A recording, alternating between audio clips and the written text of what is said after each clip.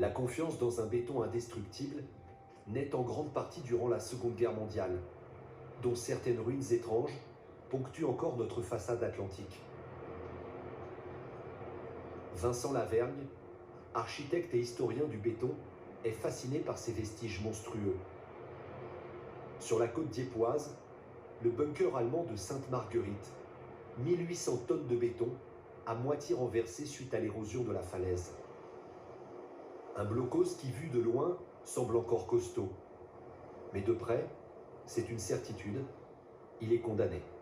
Ici, on comprend mieux comment le béton se comporte et comment il vieillit, et les pathologies qui peuvent intervenir.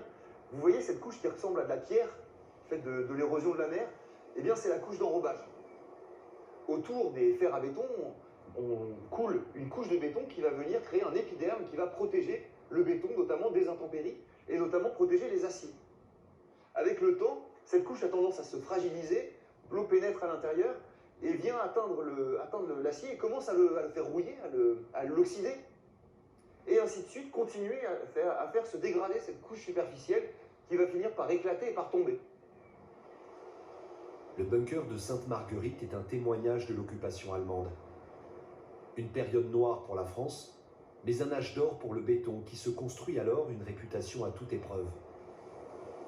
Ce bunker il a été réalisé en 1942 et c'est un des jalons d'un ensemble de 8000 casemates qui courent sur l'ensemble du littoral pour constituer le mur de l'Atlantique. Le rempart de l'Atlantique est virtuellement terminé. Pendant près de 3 ans, des milliers d'ouvriers de l'organisation TOC, remuant des masses gigantesques de terre et de pierre, ont travaillé sans relâche à sa construction.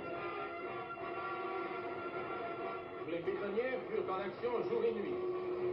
À l'origine, Hitler pensait que ce serait uniquement des Allemands qui réaliseraient les fortifications, mais devant l'ampleur du chantier, les Allemands ont été contraints de s'adresser à des entreprises françaises.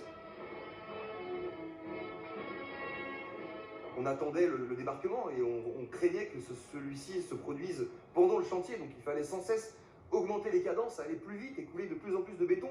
Et ainsi, sous pression de l'armée allemande, les constructeurs français ont réalisé des prouesses technologiques qu'ils ont été capables, après la guerre, de mettre au service de la reconstruction de la France. À la sortie de la guerre, le BTP français a acquis un savoir-faire irremplaçable et il ne jure que par le béton armé pour reconstruire le pays. Les ingénieurs sont fascinés par ce produit moderne. Il est idéal pour reconstruire vite une nation détruite. Les moulages de béton exécutés en grande série représentent un gain de temps considérable, particulièrement dans la construction des grandes stations électriques et d'importants groupes d'immeubles.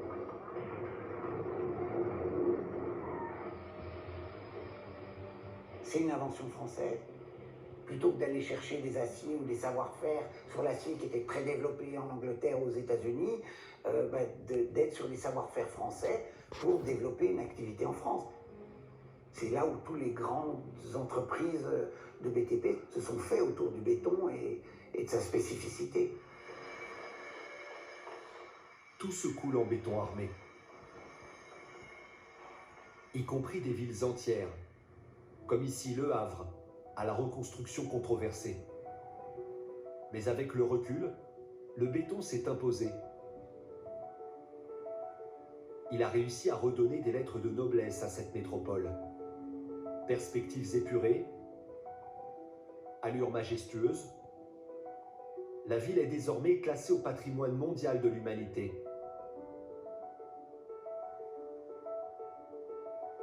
Jusqu'à son église Saint-Joseph.